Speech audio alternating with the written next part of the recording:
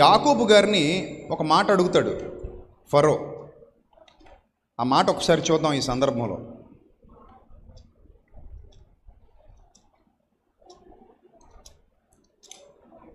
ఆదికాండంలో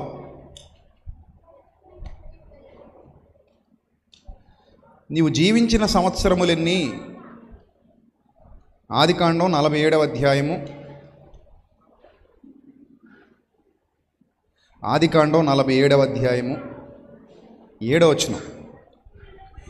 మరియు యోసేపు తన తండ్రి అయిన యాకోబును లోపలికి తీసుకుని వచ్చి ఫరో సమక్షమందు అతనిని ఉంచగా యాకోబు ఫరోను దీవించెను. చూడండి ఎంత ఘనత ఇచ్చాడు దేవుడు యాకోబుకి. ఎవరిని దీవిస్తున్నాడు? ఫరో. ఫరో అంటే చిన్నోడేం కాదు, అప్పటికి ఐగుప్తును పరిపాలిస్తున్నటువంటి ఒక గొప్ప యోధుడు, ఒక గొప్ప రాజు, ఒక గొప్ప చక్రవర్తి. అలాంటి వ్యక్తి యోసేపుకు లోబడిపోయాడు.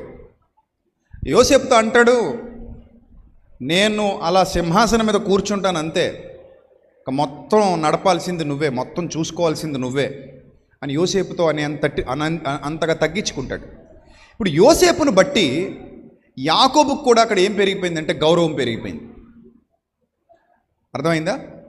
ఇప్పుడు యాకోబును తీసుకొచ్చినప్పుడు ఫరో సమక్షమందు అతను నుంచగా యాకోబు ఫరోను దీవించే స్థాయికి వెళ్ళాడు. ఒక ప్రవక్త అయిన దాన్ని బట్టి అతను ఎంత అతిశయపడి ఉంటాడో మీరు ఆలోచించండి, ఎంత ఆనందపడి ఉంటాడో మీరు ఆలోచించండి. దేవుడు ఒక మనిషిని హెచ్చిస్తే అలా ఉంటుంది. దేవుడు ఒక మనిషిని హెచ్చించటం మొదలు పెడితే ఆయన హెచ్చించే విధానం, ఆయన దీవించే విధానం నీ నమ్మకత్వాన్ని బేస్ చేసుకొని చాలా హైట్స్లోకి తీసుకెళ్తాడు ఆయన. నువ్వు నమ్మకంగా ఉండు, ఖచ్చితంగా ఆయన నిన్ను హెచ్చిస్తాడు. నువ్వు నమ్మకంగా ఉండు, ఖచ్చితంగా ఆయన నిన్ను దీవిస్తాడు, ఆశీర్వదిస్తాడు. ఇహమందు పరమందు కూడా. ఏది కావాలో, నీకు ఏది ఇవ్వాలో, నిన్ను ఎలా నడిపించాలో, నిన్ను ఎలా బలపరచాలో, నిన్ను ఎలా స్థిరపరచాలో, నిన్ను ఎలా వాడుకోవాలో, నిన్ను ఎలా ఉద్ధరించాలో, నీ చుట్టూతో అలుముకున్నటువంటి చీకట్లను ఎలా పారద్రోలాలో, వెలుగుమయమైన స్థితిలోనికి నిన్ను ఎలా తీసుకెళ్లాలో అవన్నీ కూడా ప్రభు ప్లాన్ చేసుకుంటాడు. అవన్నీ ఆయనే ప్లాన్ చేసుకుంటాడు. సో ఆ విధంగా దేవాది దేవుడు ఫరో యొద్దకు యాకోబును తీసుకొచ్చాడు. ఎన్ని కష్టాలు, ఎన్ని శ్రమలు, ఎన్ని ఇబ్బందులు వాళ్ళు ఎదుర్కొన్నారో వాటన్నిటినీ, ఆ తండ్రి కొడుకులు పడ్డటువంటి ఆ శోధనలన్నిటినీ తొలగించేసి, ఆ తండ్రి కొడుకులు ఎదుర్కొన్నటువంటి ఆ బాధలన్నిటినీ తొలగించి, ఆ తండ్రి కొడుకులు మానసిక సంఘర్షణ ఎదుర్కొన్నారు. యోసేపు ఒక్కడే కాదు మానసిక సంఘర్షణ ఎదుర్కొన్నది, యాకోబు కూడా ఎదుర్కొన్నాడు. ఆ మానసిక సంఘర్షణలన్నిటినీ తొలగించేసి తీసుకొచ్చి ఎక్కడ నిలబెట్టాడు? ఫరో అనే చక్రవర్తి ముందు నిలబెట్టాడు. ఏ స్థానంలో నిలబెట్టాడు?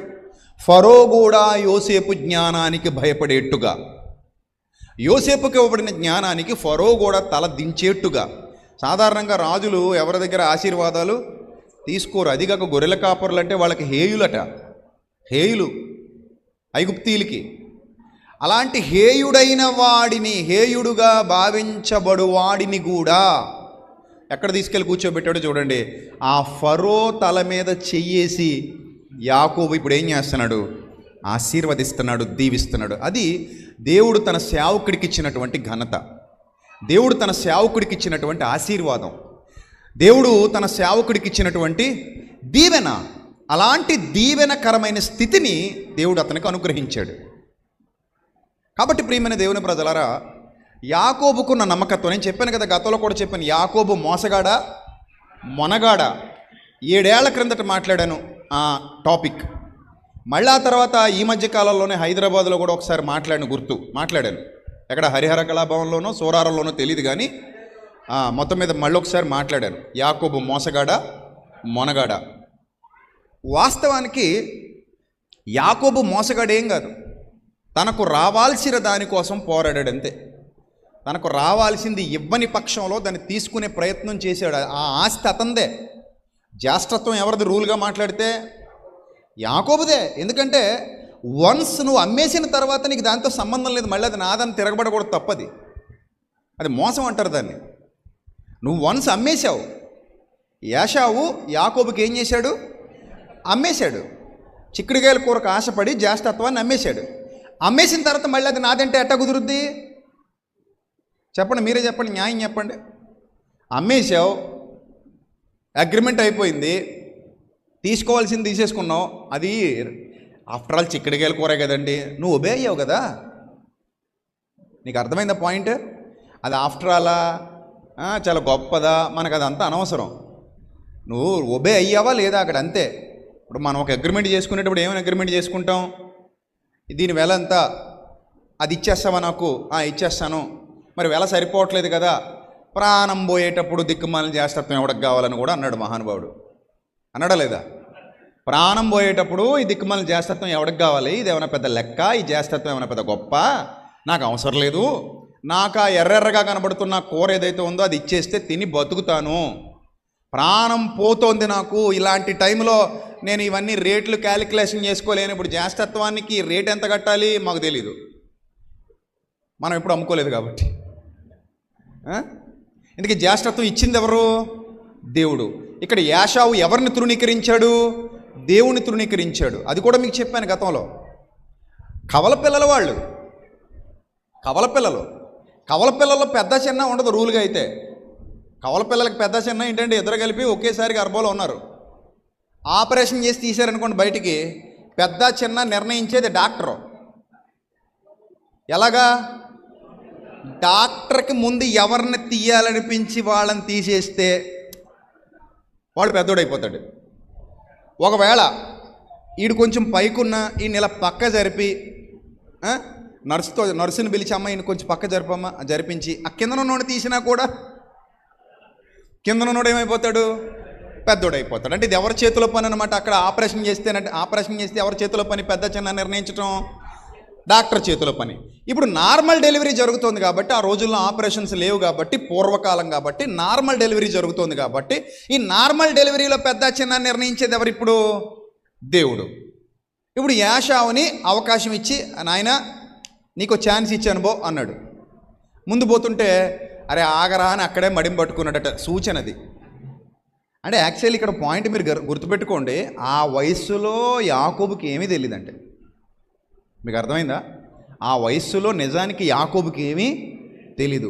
గట్టిగా యాకోబు గారిని నిలబెట్టి ప్రశ్నిస్తేను, మీ అన్నయ్య మడిమ పట్టుకున్నావా లేదా అని అడిగితే నాకేం తెలుసు అంటాడు. ఇప్పుడు ఇక్కడ ఇన్ని వేల మంది ఉన్నారు కదా, మిమ్మల్ని అడుగుతున్నాను, అమ్మ కడుపులో నుంచి బయటకు వచ్చినప్పుడు మీరు ఎలా ఏడిచారు చెప్పండి? ఎంతసేపు ఏడిచారు చెప్పండి? అసలు ఎలా బయటకు వచ్చారో మీకు ఏమైనా గుర్తుందా? ఆ రోజు మీకు స్నానం ఎవరు చేయించారు? మిమ్మల్ని ఎవరు క్లీన్ చేశారు? మీకు ఫస్ట్ బట్టలు ఎప్పుడు వేశారు? అమ్మ పాలు ఏ టైంకి పట్టించారు? అప్పుడు మీరు ఎలా పాలు తాగారు? ఆ పాలు మీ అమ్మ రొమ్ము పాలు తాగాలని మీకు ఎవరు నేర్పించారు? అసలు మీకు తాగాలని ఎలా తెలుసు? ఎలా ఆ రొమ్మును పట్టుకుని సిప్ చేస్తూ గుటకలు మింగారు? మనందరూ అమ్మ పాలు తాగి బతికిన వాళ్ళమే కదా. అమ్మ రక్తం పాలుగా మార్చి మనకిస్తే అమ్మ రొమ్ము పాలు తాగి బతికాం మనందరం. మొట్టమొదట మన ఆహారం అదే కదా, అందరి ఆహారం అదే. మనం అనాథలం కాదు కాబట్టి, అమ్మ కడుపునే పుట్టాం కాబట్టి, అమ్మ పాలు తాగి పెరిగినోళ్ళం కాబట్టి మనందరి ఆహారం అదే అని మనకు తెలుసు. కానీ ఎవ్వరికి ఏమీ గుర్తుండవు. గుర్తున్నాయా? ఏమీ గుర్తుండవు. కొన్ని ముద్రలు ఉంటాయి. ఆ ముద్రలు మాత్రం ఎందుకో జ్ఞాపకాల దొంతరలలో ఉంటాయి, పోవు బయటికి. నాకు 10 నెలల వయసో 1 year వయసో చెప్తుంది మా అమ్మ, నాకు గుర్తులేదు. కానీ అనపర్తి తీసుకెళ్ళి మా అక్క వాళ్ళ ఆయన చనిపోయాడు, ఆయన ఇప్పుడు లేడు, మా భావనక్కని ఉండేది. వాళ్ళ ఆయన నాకు బట్టలు కొన్నాడు. అవి బ్లూ కలర్లో ఉండేవి. చాలా ఒక ఇంచుమించు 5వ సంవత్సరం వచ్చేంతవరకు ఆ ఇంట్లో వేలాడేవి అనుకుంటున్నవి. ఆ బట్టలు కొనడం, ఆ లైటింగ్స్లో నన్ను తిప్పడం నాకు అది బాగా గుర్తు ఇప్పటికీ. అంటే గుర్తు అంటే మనసు పొరల్లో ఎక్కడో ఆ జ్ఞాపకం ఒక్కటే ఉండిపోయింది.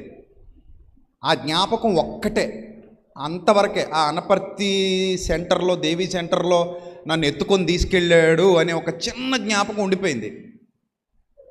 సో అప్పుడు నాకు ఫోటో కూడా తీపిచ్చారు. ఇప్పటికే ఉంది అది ఫోటో. బాగా బండగుంటాను లావుగా. 1985లో జరిగినటువంటి సంఘటన ఇది. ఎందుకంటే 84లో పుట్టాను నేను. సో 85లో జరిగిందనమాట ఇది. 85 ఎండింగ్లో అనుకుంటాను మేబీ. అంటే కొన్ని జ్ఞాపకాలు మన మస్తిష్కంలో ఎక్కడో నాటుకుపోతాయి. ఆ తర్వాత మళ్ళీ కొన్ని మర్చిపోతుంటాం, కొన్ని అసలు గుర్తే ఉండవు. ఇప్పుడు మీరు చెప్పండి, మనం పుట్టినప్పుడు మనకి ఏమైనా గుర్తుందా? మీకు మీరు ఆలోచించుకోండి, మీకు ఏమైనా గుర్తున్నాయా? ఉన్నాయా? ఏమైనా ఉన్నాయా? ఏమీ లేవు కదా. ఉన్నాయా? ఎవరికైనా ఉంటే చెప్పండి. ఉన్నాయా? ఉండవు. ఆ మొదటి 4 నెలలు మొదటి 5 నెలలు అస్సలు తెలీదు. కొంచెం ఊహ తెలిసిన తర్వాత అమ్మను గుర్తిస్తాం, స్పర్శను గుర్తిస్తాం, నాన్నను గుర్తిస్తాం. 1 ఇయర్ దగ్గర పడ్డాకనే చిన్న చిన్న జ్ఞాపకాలు ఉంటాయి. ఆ 1 ఇయర్ దాటాక మరికొన్ని జ్ఞాపకాలు యాడ్ అవుతూ ఉంటాయి. అర్థమైందా? ఇప్పుడు మీరు చెప్పండి, యాషావు మడిమ పట్టుకున్నాడు యాకోబు. ఏమన్నా తెలుస్తుందా అంటారా? తెలిసే పట్టుకున్నాడు అందామా? తెలిసే పట్టుకున్నాడు అందామా? కొంతమంది అది కూడా వాడుకుంటారు మహానుభావులు. ఏమండి మీరు జన్మపాపం ఉండదంటారు, క్రియాపాపం తప్ప మనిషి జన్మతో పాపి కాడని వాదిస్తారు మీరు. మరి యాషావు మడిమ పట్టుకోవాలని ఎలా తెలిసిందండి యాకోబుకి అంటాడు ఒక ఆయన. మహానుభావులు అనుకుంటాను. యాకోబు మడిమ పట్టుకోవాలని యాషావు మడిమ పట్టుకోవాలని యాకోబు కన్నింగ్తో పట్టుకున్నాడు అంటారా? ఈ కన్నింగ్ నేచర్ అనేది పిల్లలకు ఉండదండి. అసలు మర్చిపోతారు అప్పటికప్పుడు. వాళ్ళకి అసలు ఏమీ తెలీదు. ఆ క్షణంలో వాళ్ళు తీసుకుంటారు నిర్ణయం, తర్వాత వెంటనే దాన్ని ఏం చేస్తారు? మర్చిపోతారు. మీరు అనుకోవచ్చు ఈడు నాకులాంటి అనుకొని ఇది ఆ పాపట వాళ్ళ బాబో పాపో అక్కడ ఉండగా ఈయన ఇంకొకరిని ఎవరినైనా ఎత్తుకుంటే ఆ పాప ఏడిసేద్దట, లేదా బాబు ఏడిసేస్తాడట. అది పాపం, అది అభద్రతా భావం. అది అర్థమైందా? అది పాపం. అది అంటే లోపల పాపం ఉండబట్టి అలా ఏడుస్తున్నారు వాళ్ళు. సిగ్గుండాలి ఇలాంటి మాటలు మాట్లాడడానికి. పాపం ఉండే ఏడరాళ్ళు ఎందుకు ఏడుస్తారు? నువ్వు అలా ఎత్తుకుంటుంటే అభద్రతా భావం. అరే ఇప్పటిదాకా నన్ను ఎత్తుకునేవాడు, మా డాడీ నన్ను వదిలేస్తున్నాడా, మా మమ్మీ నన్ను వదిలేస్తుందని భయపడి ఏడుస్తారు అంతే వాళ్ళు. మళ్ళీ నువ్వు ఎత్తుకోగానే మానేస్తారు. నువ్వు ఎత్తుకున్న వాళ్ళ మీద కక్షా ద్వేషం ఏమైనా పెట్టుకుంటారా? ఎక్కడుందరా కత్తి, దీన్ని పొడిచేద్దాం అనుకుంటారు వాళ్ళు. ఎక్కడుంది చాకు, వేసేద్దాం అనుకుంటారు వాళ్ళు. అలాంటివి ఏ ఉండవు వాళ్ళకి. చేతులు ఏమైనా లాక్కున్నాం అనుకోండి, మరీ చిన్న వయసులో, అంటే ఊహ తెలిసేసి కొంచెం పెద్దోళ్ళు అయిపోయాక మాట్లాడలేదు నేను. చేతులు ఏమైనా లాక్కున్నాం అనుకోండి, కూర్చుని అలా ఆడుకుంటుంటారు, చొంగలు కాచుకుంటుంటూ. చేతులు ఏమైనా లాక్కున్నాం అనుకోండి, బోర్ని ఏడుపు మొదలు పెడతారు. అవునా కదా? ఏడుస్తారు వాళ్ళు. మళ్ళీ ఇచ్చేయగానే ఏమైపోతారు? సెట్ అయిపోతారు. సాయంత్రానికి ఆ వస్తువు అనేది ఒకటి ఉందన్న సంగతే మర్చిపోతారు. దాన్ని మీరు పట్టుకెళ్ళిపోయినా మిమ్మల్ని ఏమీ అడగరు. అయినా ఒక్క మాట మీకు చెప్తున్నాను, పిల్లల దగ్గర ఎన్ని అబద్ధాలు ఆడతామండి మనం చెప్పే ప్రతి డొక్కుడిక్కల అబద్ధం కూడా నమ్మేస్తారు. అది అసలు అబద్ధం అని కూడా వాళ్ళకి అనిపించదు. నువ్వు ఎన్ని చెప్పు డొక్కు మాటలు, అన్నీ అబద్ధపు మాటలు, అసలు ఎక్కడ లాజిక్ కూడా ఉండదు, అయినా నమ్మేస్తారు వాళ్ళు. ఇలా తీసేసుకుని ఉష్ అంటది వెనకాలెట్టేసుకొని, ఆడు పైకి చూస్తుంటాడు, అరే కాకెత్తుకుపోయింది అంటది. కాకి ఎక్కడుంది అని అంటాడు. కాకి ఇలా వచ్చి నీ చేతులు ఇంట్లో ఎలాగ ఎత్తుకుపోద్ది, నువ్వు ఉష్ అని వెనకాల పెట్టేసావు, ఎత్తావా చత్తావా అంటాడు. కొంచెం వయసు రావాలి ఆ సెన్స్ పని చేయాలంటే. అవునా కదా? అంత మోసం చేస్తామండి మనం చిన్నపిల్లల్ని. ప్రతి విషయంలో ఏం చేస్తారు తల్లిదండ్రులు? మోసం. అంటే వాళ్ళ బాధ వాళ్ళది. ఎన్ని అబద్ధాలు చెప్పేస్తారో అన్నీ నమ్మేస్తారు వాళ్ళు. అమాయకులు పాప అన్నీ నమ్మేస్తారు వాళ్ళు. అన్ని పాపాలు అవి. లాక్కుంటే పాపమా? నాకు పెట్టకుండా అక్కకు పెట్టావు, నాకు పెట్టకుండా చెల్లికి పెట్టావు, నాకు పెట్టకుండా తమ్ముడికి పెట్టావు అని ఏడిస్తే పాపమా? నాకు ఎక్కువ కావాలని తీసుకున్న 4 బిస్కెట్లు ఎక్స్ట్రా తీసుకుంటే స్వార్థమా? అది దాన్ని కూడా స్వార్థం అంటారా? మరి ఏమంటారు? 4 బిస్కెట్లు 2 చాక్లెట్లు లాక్కుంటే దాన్ని స్వార్థం అంటారా? పిల్లల్ని కొంచెం దూరంగా పెట్టండి, అక్కడ వైర్లు ఉన్నాయి చూసుకోవాలి, వాళ్ళు అటు ఇటు తిరుగుతున్నారు. సో అవి స్వార్థాలు కావు. ఇప్పుడు ఒక పాయింట్ చెప్తాను, నువ్వు లాక్కున్నావు అనుకో, నాది అన్నావు అనుకో, జీవితాంతం వదలవు. ఎప్పటి వరకు వదలవు? ఇది నాది అని నువ్వు లాక్కుంటే ఎప్పటి వరకు వదలవు? నువ్వు జీవితాంతం వదలవు. అదే పిల్లలు నాది అని తీసుకునేది ఎంతసేపట్లో వదిలేస్తారు? కాసేపటికి వదిలేస్తారు. ఇంకోటి దానికంటే రంగురంగులు ఇంకోటి ఇస్తే మళ్ళీ వదిలేసి అది తీసుకుంటారు. అది పిల్లల నేచర్. సో కాబట్టి వాళ్ళ స్వభావం స్వచ్ఛమైనది. కాబట్టి యేసుప్రభు వారు ఏమన్నారు? చిన్న బిడ్డలను నా యొద్దకు రానియండి, పరలోక రాజ్యము ఇలాంటి వారిదే. అబ్బా, మనల్ని కూడా ఎలా ఉండమంటాడో తెలుసా? చిన్న బిడ్డ వలె మీరు దేవుని రాజ్యాన్ని అంగీకరించాలి. అలా అంగీకరింపని వాడు నాకు పాత్రుడు కాడు. అలాంటి మనసు మీకు రావాలి. పసిపిల్లల వలె మాయోపాయముల చేత మోసపోయే వారిగా ఉండకుండా బుద్ధి విషయమై జ్ఞానం విషయమై స్వచ్ఛత విషయమై పసిపిల్లలుగా ఉన్నప్పటికీ కూడా జ్ఞానం విషయంలో పెద్దవాళ్ళుగా ఉండండి. అర్థమైందా? సో పసిపిల్లల యొక్క స్వచ్ఛతను తీసుకోండి, జ్ఞానం విషయంలో పెద్దవాళ్ళుగా ఉండండి అని చెప్తాడు. ఆ స్వచ్ఛమైన మనస్సు పిల్లల దగ్గర ఉంది. ఇప్పుడు చెప్పండి, యాకోబు మడిమ పట్టుకోవడంలో తప్పేమైనా ఉందా? అది జస్ట్ సూచన మాత్రమే. అదేంటది? సూచన. ఆ సూచన దేవుడు చెప్పాడు, జరగబోయేది ఇది అని చెప్పడం కోసం. సరే, ఇప్పుడు మడిమ పట్టుకున్నాడు. మడిమ పట్టుకున్నందుకు తల్లిదండ్రులు ఏం ఫిక్స్ చేశారట? మడిమ పట్టుకున్నందుకు పేరెట్టేశారట. ఏమని పెట్టేశారట? చెప్పండి, ఏమని పెట్టారు? కొంతమంది నా యాటిట్యూడ్ చూసి, నా లెక్కలు చూసి నాకు పేరెట్టారని చెప్పుకుంటారు గాలి మాటలు. నువ్వేమవుతావో పేరెట్టే సమయానికి ఎవరికే తెలిసి సావదు. అవునా కదా? అవునా? సీను గారు మహాబలవంతుడని చెప్పి బాహుబలి అని ఎడతారట అతనికి పేరు. పుట్టినప్పుడు నువ్వు బలవంతుడువో బలహీనుడువో బలిగుడువో ఎవడకు తెలుసు? ఎవడో తెలియదు. సో కాబట్టి పేర్లు పెట్టేట ఆ సమయానికి నువ్వు నీ గొప్పతనం ఏటో, నీ స్థాయి ఏటో, నీ సామర్థ్యం ఏటో ఎవడకు తెలియదు. వాళ్ళకి నచ్చిన పేర్లు పెట్టేస్తారు అంతే. ఇక్కడ ఒక విషయం గుర్తు చేయాలి. మా అమ్మ, గతంలో కూడా చెప్పాను మీకు, మా అన్నయ్య పేరు సుధాకర్ రెడ్డి. అందుకని సూ బాగుంటుందనట, సురేష్ అని పెడదాం అనుకుందట. అప్పుడు ఇక్కడ 3-4 సురేష్లు ఉందరనమాట.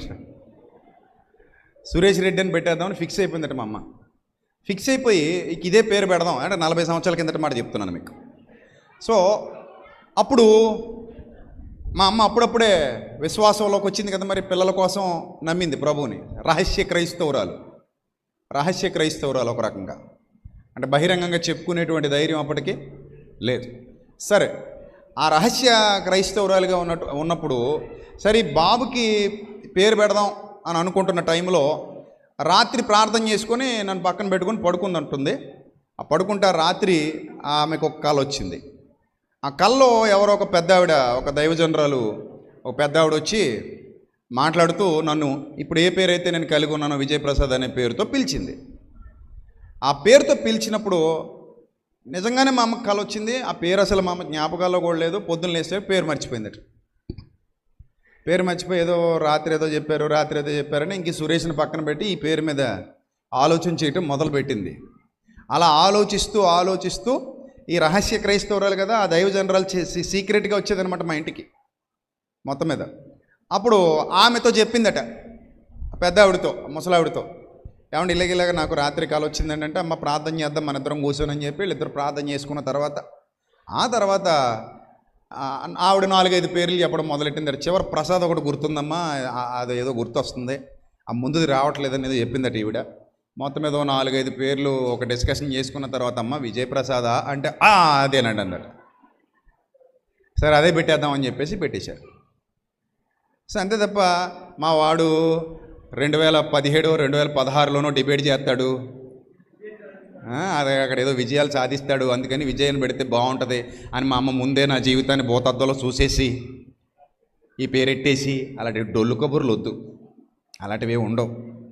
పేరు పెట్టే సమయానికి వాళ్ళకి ఏది దోస్తే అది పెట్టేస్తారు. లేకపోతే కొన్ని పేర్లు మనం ఒప్పుకుంటామా? మా బాలుగడ కొడుకు సుబ్బారావుని పెడతానని వాళ్ళు ఒప్పుకోలేదు. వాళ్ళు ఏమన్నా అదే సురక్షిత్ విహానాన్ని పెట్టుకుంది వాళ్ళ అమ్మ, అది నా చేత పెట్టించింది. సుబ్బారావుని అందంగా పెడదామంటే సేమిరా ఆడు పెద్ద మమ్మల్ని కొడతాడంటున్నారు వీళ్ళు. మరి వాళ్ళ నాన్న పేరు ఏందండి ఇంతకీ? సుబ్బారావే. పాపం లేడు భూమి మీద, కానీ బాలు వాళ్ళ నాన్న పేరు సుబ్బారావే. మరి కానీ ఒప్పుకోరు. ఈ నిక్ నేమ్లే కొంతమందికి నచ్చవు. అవి అక్కడ మా చింటు ఉందా, ఇంత ఎత్తులేసిపోద్ది. చింటు ఎవరు? చింటు. నా పేరు వర్షిత అంటది. ఏంటట? వర్షితట. కొంతమందికి పెంటయ్య కూడా పెడుతుంటారు. పాపం వాళ్ళు పేర్లు చెప్పుకోవడానికి భయపడుతుంటారు. అంటే ఈ ట్రెండ్కి అవి సెట్ అవ్వట్లేదు. గతంలో అయితే బాగుండేవి కాబట్టి. అలాగా ఇప్పుడు యాకోబు పేరు ఎలాగొచ్చింది మీరు చెప్పండి? ఇష్టపడి పెట్టుకున్నాడా? నేను మోసగాడిని అందుకని నాకు యాకోబు అని పెట్టండి అని పెట్టించుకున్నాడు అతను. అతని నేచర్ మోసగాడిని నేను, అందుకని నాకు పేరు పెట్టండి అన్నాడా? తప్పండి. అతను ప్రవక్తను ప్రవక్తగానే గౌరవించాలి. నేను మోసగాడిని అని చెప్పి పెట్టించుకున్న పేరు కాదది. వీళ్ళు పెట్టేశారు. ఎందుకు పెట్టేశారు? మిస్అండర్స్టాండ్ చేసుకున్నారు. ఎందుకు? మడెం పట్టుకున్నందుకు అంత పని చేశారు వాళ్ళు. మడెం పట్టుకున్నందుకు ఏమని పెట్టేశారు? యాకోబు అని పెట్టేశారు. జస్ట్ మడిమ పట్టుకున్నందుకు. ఇంకా అక్కడ నుంచి చూడండి, పేర్లు మన మీద చాలా ప్రభావం చూపిస్తుంటాయి. పేర్లు చాలా ప్రభావం చూపిస్తుంటాయి, నిజం ఇది. అందుకే మంచి పేర్లు పెట్టారనుకోండి, వాళ్ళు దానికి తగ్గట్టు మంచిగా డెవలప్ అవుతుంటారు. మా వాడికి విశ్వ సందేశాన్ని పెట్టింది కూడా అందుకే. వాడు ఒకవేళ తను మర్చిపోయిన బాధ్యత ఎవరు గుర్తు చేస్తుంటారు? పేరు గుర్తు చేస్తుంటుంది కదా. అందుకని పుట్టకముందు పెట్టేశాను ఆ పేరు, విశ్వ సందేశ్ అని పుట్టకముందు పెట్టేశాను. ఇంకా ఆ తర్వాత ఇంక చాలామంది పెట్టేసుకున్నారు ఆ పేర్లు. వాడి కోసం రాసిన 3 పాటలు ఫోటోలు మార్చి వాడేసుకుంటున్నారు ఆ పేర్లు వాళ్ళు. పాప వాడికి స్పెషల్గా ఉంటాయని రాశాను నేను 3 పాటలు, అవే పేరు పెట్టేసుకొని చక్కగా పేరు మార్చేసి అది ఫోటో మార్చేసి చక్కగా పాట వాడేసుకుంటున్నారు. సరే, ఏదేమైనప్పటికీ మంచిదే కదా. ఆ చిన్నప్పటి నుంచే వాడి పేరు కొంతమందికి ఏమైంది, ఇన్స్పిరేషన్గా మారింది, ఉపయోగపడుతుంది. సో కాబట్టి పేర్లలో కూడా కొన్ని అర్థాలు ఉంటాయి పేర్లకి, అవి మన మీద ప్రభావితం చూపిస్తూ ఉంటాయి. అంటే అలవాటు పడిపోయిన తర్వాత కొన్ని పేర్లు మనం పట్టించుకోం, కానీ మన పేర్లు అంటే మన అందరికీ ఇష్టమే. సాధారణంగా కొంతమంది ఒసేయ్, ఒలేయ్, ఒరేయ్ అంటే ఇష్టపడరు. ఏమంటే ఇష్టపడతారు? పేరు పెట్టి పిలిస్తే చాలా ఇష్టపడతారు. ట్రై చేసి చూడండి, కావాలంటే రేపటి నుంచి ఒసేయ్ ఒలే మానేసి ఏమని పిలుస్తారు చక్కగా? మీ ఆవిడ పేరుతో పిలవండి, ఆ కళ్ళల్లో ఆనంద బాష్పాలు చూస్తారు మీరు. ఆ పేరు మంచి పేరు అయితే, ఆ పేరు మంచి పేరు అయితే, కొంచెం బాగున్న పేరు అయితే ఏమంటారు? ఆనంద బాష్పాలు, చాలా హ్యాపీ ఫీల్ అవుతారు. ఆ పేరుతో పిలిస్తే అందరికి ఇష్టమే. ఎందుకంటే ఎవరి పేరు సాధారణంగా 99% పేర్లు వాళ్ళకి ఏమవుతాయి, నచ్చుతాయి. కొన్ని సందర్భాల్లో నచ్చని పేర్లు ఉండొచ్చు, అమ్మో ఈ పేరు నాకు వద్దు బాబోయ్ అన్నట్టు. కానీ చిన్నప్పుడు మనం డెసిషన్ తీసుకోవడానికి మనకి ఎలాంటి రైట్ ఉండదు. రైట్, ఇప్పుడు మనం పాయింట్కి వచ్చేస్తే, యాకోబు అనే పేరు అతను ఇష్టపడి పెట్టుకున్నది కాదు, అతని నేచర్ కూడా అలాంటిదేమీ కాదు. సాధారణంగా జరిగినటువంటి విషయాలన్నీ మనం పరిశీలన చేస్తే అతనికి రావాల్సిన హక్కు అది, అతన్ని రావాల్సిన హక్కు. ఏంటి హక్కు? నువ్వు జాస్తత్వాన్ని అమ్మేసుకున్నావు చిక్కుడుకాయల కూరకి. ఇప్పుడు చిక్కుడుకాయల కూర ఏమో నువ్వు తీసేసుకుని తినేసావు. ఇప్పుడు జాస్తత్వం, చిక్కుడుకాయల కూర నీదైనప్పుడు జాస్తత్వం ఎవరు దవ్వాలి చెప్పండి? ఎవరు దవ్వాలి? యాకోబు దవ్వాలి. ఇద్దరూ కలిసి ఒకే గర్భంలో పెరిగారు, ఒకే గర్భంలో బయటకు వచ్చారు. ఇక్కడ దేవుడు యాషావు కుటుంబాన్ని కోరుకున్నాడు, దాన్ని యాషావు గుర్తించలేకపోయాడు. కానీ నేను కోరుకున్నాను అని ఎవరి గురించి చెప్తాడు? యాకోబు గురించి చెప్తాడు. అది ప్రవచనం. అది ఇదే కొంతమంది అపార్థం చేసుకుంటుంటారు వచనాలని. భవిష్యత్తు ఎరిగిన దేవుడు ముందుగా చెప్పడం అది తప్పు కాదు. ఆయనకి భవిష్యత్తు తెలుసు, మనకి ఈరోజు మాత్రమే తెలుసు, ఆయనకి రేపు కూడా తెలుసు. మనకి ఈరోజు మాత్రమే తెలుసు, ఆయనకి 10 సంవత్సరాల తర్వాత కూడా తెలుసు. మనకి ఈరోజు మాత్రమే తెలుసు, ఆయనకు 100 సంవత్సరాల తర్వాత కూడా తెలుసు. That is God. ఆయన సర్వశక్తుడు, సర్వోన్నతుడు. ఆయనకు తెలియనివి ఏవీ లేవు, ఆయనకు అన్నీ తెలుసు, అన్నీ తెలుసు. సర్వవ్యాపకుడు, సర్వశక్తుడు, సర్వోన్నతుడు ఆయన. గనుక ఆయన ప్రవచనాలు చెప్తాడు. ఇప్పుడు కొంతమంది నన్ను అడుగుతుంటారు, అన్నయ్య ఇస్కరియోతు యోధా చేత తప్పు చేయించింది దేవుడే కదన్నయ్య అంటారు. ఎలా తప్పు చేయించాడరా నాయన అని అంటే వాళ్ళు అంటారు, నాతో పాటు భోజనమునకు కూర్చున్నవాడు నాకు విరోధముగా తన మడిమెను నా మీదకి ఎత్తాడు, నాకు విరోధంగా మారాడు అని ముందే రాయించాడు కదా. నన్ను అమ్మేసుకుంటాడని, లేదా నాకు విరోధంగా ఉంటాడని, నాతో పాటు భోజనాన్ని కూర్చున్నవాడు నా స్నేహితుడు నాకు ద్రోహం చేస్తాడని, నాతో పాటు తిరిగేవాడే నాకు దెబ్బ కొడతాడని, ఇవన్నీ ముందే ఉన్నాయి కదండి. ఆ భావాలు ఉన్నాయి కదా, ఇస్కరియోతు గురించి ముందస్తు ప్రవచనాలు ఉన్నాయి కదా అని అంటారు కొంతమంది. మీరు బాగా అర్థం చేసుకోండి, ప్రవచనం చెప్పబడింది అంటే భవిష్యత్తు ఇలా ఉంటుందని ముందే చూసేసి బైనాక్యులర్లో దేవుడు రాయడు. అప్పుడప్పుడు చూడండి, చిన్నప్పుడు బైనాక్యులర్లు ఉంటాయా? అవి మనం పెట్టుకుని చూస్తే దూరంగా ఉన్నవి కూడా ఎలా కనబడతాయి, మనకి దగ్గర కనబడతాయా? అంటే భవిష్యత్తు అనే బైనాక్యులర్ ఎవరి దగ్గర ఉంది? భవిష్యత్తును చూడగలిగే బైనాక్యులర్ ఎవరి దగ్గర ఉంది? దేవుడి దగ్గర ఉంది. ఆయన ముందే చూశాడు ఇస్కరియోతు ఎలా ఉండబోతున్నాడు, చూసి ప్రవచనం రాయించాడు. ఈ ప్రవచనం నా కోసమే అని ఇస్కరియోతుకి నిజానికి తెలీదు. అది గుర్తుపెట్టుకోండి. ముందు ఇస్కరియోతు ప్రవచనం చూసి, ఇదిగో నా కోసం ఇలా దేవుడు వ్రాయించాడు కదా, నేను ఇలాగే చెయ్యాలనుకుని చేస్తే అప్పుడు మీరు అన్నది కరెక్ట్ కావచ్చు. దేవుడు చేయించాడండి, ఇదిగో ప్రవచనం చూపించి మరీ చేయించాడండి. ఇస్కరియోతుకి ఏమీ తెలీదు. ఇస్కరియోతుకి తెలిసిందల్లా ఒకటే, నాకు 30 వెండి నాణ్యాలు కావాలి. ఈ 30 వెండి నాణాలు ఎలాగొస్తాయి? యేసు ప్రభుని అమ్మేస్తే వస్తాయి. ఆ నిర్ణయం ఆయన స్వచిత్తం ప్రకారంగా జరిగింది. ఇది ముందుగా ఎరిగిన దేవుడు ప్రవచనం రాయించాడు. అర్థమైందా?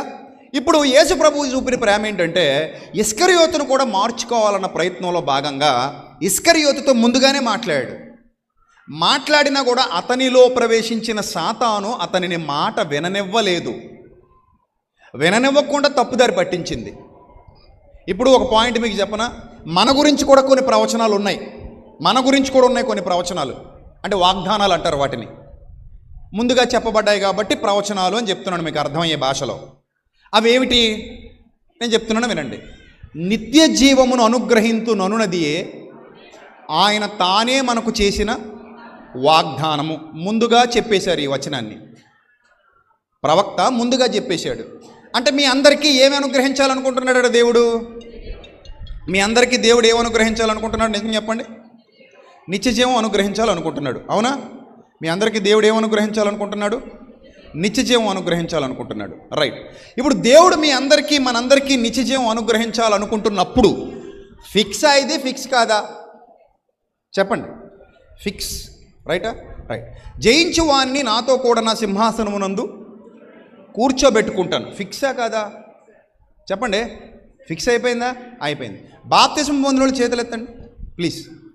బాప్తిసం పొందిన వాళ్ళు చేతులెత్తారు మొత్తం అందరూ. చాలామంది ఉన్నారు ఇక్కడ. Very nice. ఇక్కడ ఉన్న వాళ్ళు అందరూ ఇంచుమించు 99% బాప్తిసం పొందిన వాళ్ళే ఉన్నారు ఇక్కడ ఇన్ని వేల మందిలో. ఇప్పుడు నేను ప్రశ్న అడుగుతాను మిమ్మల్ని. ఈ 2 వాగ్దానాలు లేదా వచనాలు లేదా ఏవైతే ఉన్నాయో ప్రవచనాలు, ఇవి మీకు వర్తిస్తాయా వర్తించవా? వర్తిస్తాయి. ఖచ్చితంగా వర్తిస్తాయి. రైట్. సంతోషం. మరి ఒకవేళ మనం అక్కడికి వెళ్ళలేకపోతే తప్పు మనదా దేవుడిదా?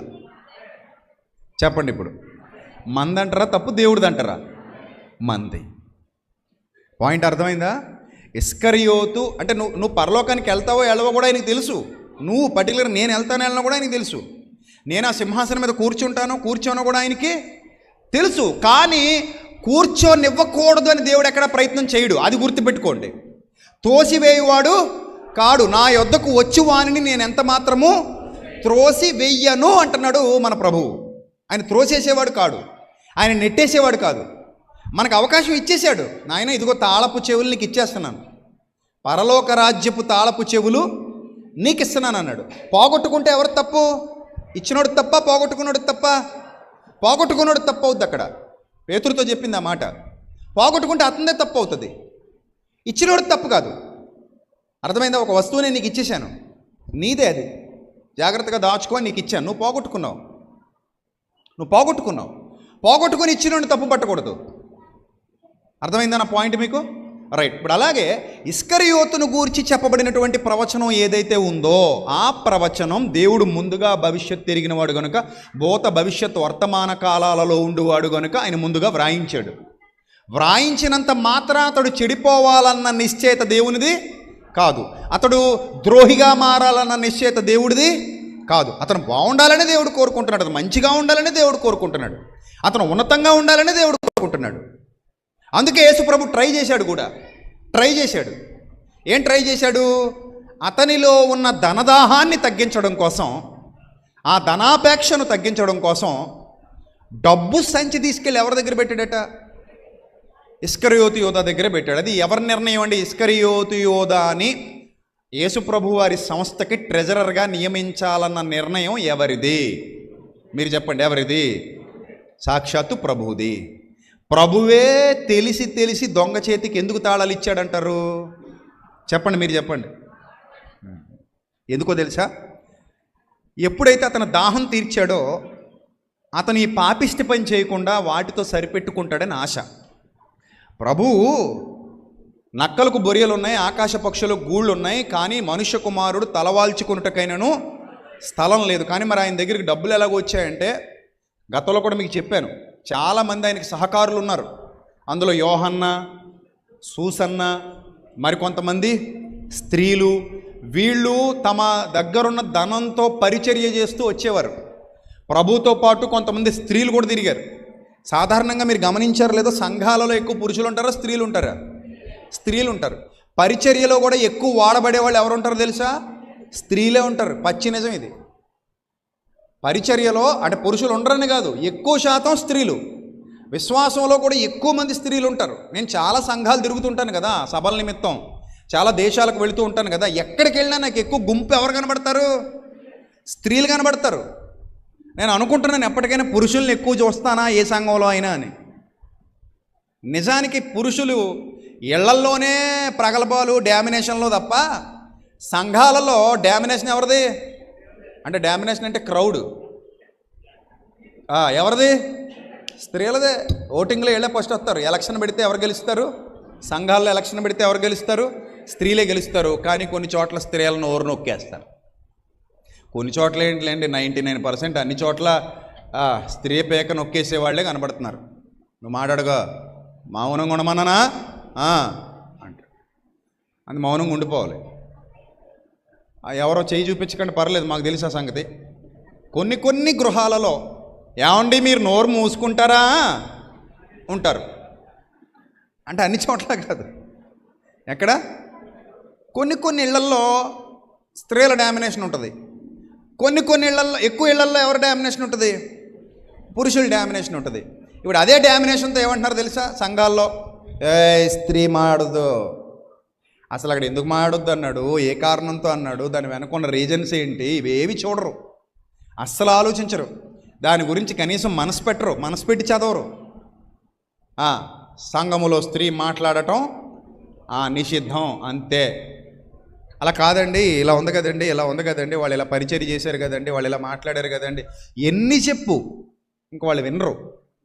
అందుకే నేను ఎప్పుడు ఏమంటానంటే సిద్ధాంతాలకి వాక్యం కంటే ఎక్కువ విలువ ఇవ్వకూడదు. ఎప్పుడైతే సిద్ధాంతాలకు వాక్యం కంటే ఎక్కువ విలువిస్తామో వాక్యాన్ని పక్కన పెట్టేసి సిద్ధాంతాన్ని బతికిస్తాం. వాక్యాన్ని పక్కన పెట్టేసి దేని బతికిస్తారు? సిద్ధాంతాన్ని బతికిస్తారు. ఇప్పుడు ఆ సిద్ధాంతాల కోసం కొట్టుకు చచ్చిపోతున్న వాళ్ళు ఉన్నారు సమాజంలో.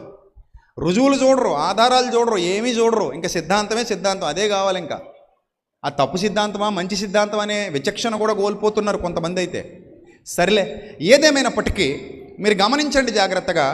ఈ స్త్రీ పరిచర్యకు అనర్హురాలు అనడం అయితే ఖచ్చితంగా తప్పే. సరే, సంఘాలలో చాలామంది స్త్రీలు ఎలాగైతే ఉపయోగపడుతున్నారో, స్త్రీలు లేకపోతే సంఘాల్లో ఏమీ జరగవు. ఈరోజు ఇక్కడ ఇప్పుడు 1 గంట అయిందా? నెక్స్ట్ ఏంటి చెప్పండి? ఇది ఏమంటారు దీన్ని? ప్రసంగం అయిపోయిన తర్వాత నెక్స్ట్ ఏంటి? భోజనాలేనా? ఇంకో ప్రపంచం లేదేమో మనకి. ప్రసంగం అయ్యాక ఇంకో ప్రసంగం అనొచ్చుగా. అబ్బే అలా ఎలా అంటామండి, 1 గంట అయింది కదండి. ప్రసంగం అయ్యాక ఏంటండి ఇప్పుడు? భోజనాలు ఫిక్స్. ఇప్పుడు మరి ఆ భోజనాలు మన దగ్గర రావడానికి ఓన్లీ మగాళ్ళే కష్టపడ్డారంటారా? చెప్పండి, చెప్పాలి. ఆడాళ్ళు కష్టపడాలి. ఆడాళ్ళు లేకపోతే ఏం రాదు? చెప్పండి, ఏం రాదు? భోజనం రాదు. కూరగాయలు వాళ్ళే కోస్తారు, ఇంకా చాలా పనులు వాళ్ళు చేస్తారు. తుడవడాలు, దులపడాలు, కడగడాలు, అబ్బో ఒకటి కాదు, వాళ్ళు చాలా పనులు చేస్తారు. ఇంట్లో కూడా ఎక్కువ ఖాళీ లేకుండా కష్టపడేది ఎవరు? స్త్రీలు. మీరు మనం జెన్యూన్గా మాట్లాడుకుంటే పొద్దున్న 9 గంటలకు 10 గంటలకు వెళ్తావు, 7 గంటలకు, పోనీ 8 గంటలకు వెళ్ళావు. సాయంత్రం కరెక్ట్గా ఎన్ని గంటలకు వచ్చేస్తావు? 5 అవతలకు వచ్చేస్తావు. 5 అవతలకు వచ్చేసి శుభ్రంగా స్నానం చేసేసి, ఏమే నీళ్ళు ఇట్టావా? ఇట్టానండి, బాత్రూంలో ఉన్నాయండి. టవల్ ఇట్టావా? పెట్టానండి, బాత్రూంలోనే ఉందండి. మళ్ళీ ఇంకొంతమంది ఏం చెప్తారు?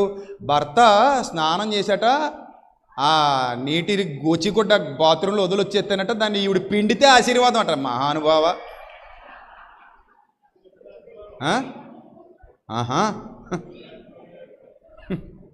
ఏడది పిండితే ఆశీర్వాదమా? ఇంకేం కాదా? అంటే ఇక గోచిగుడ్డ కూడా ఎక్కడ వదిలేసి వచ్చేయాలట? స్నానం చేసి బాత్రూంలో వదిలేసి వచ్చేయాలట. అప్పుడు ఈవిడ వెళ్ళి మహాప్రసాదం అని తీసుకొని దాన్ని శుభ్రంగా గుంజుకొని పిండుకొని నెత్తి మీద వేసుకొచ్చేయలేమో. ఆశీర్వాదం కదా మరి. ఇలాంటి దద్రపు కొట్టు విషయాలన్నీ మనకు నేర్పిస్తే మనం అలాగే తగలడతాం కదా మరి. శుభ్రం 5 అయ్యేసరికి శుభ్రం స్నానం చేసి వచ్చి పడుకుంటాడు అంతే, కాళ్ళు మీదట్టు కూర్చుంటాడు.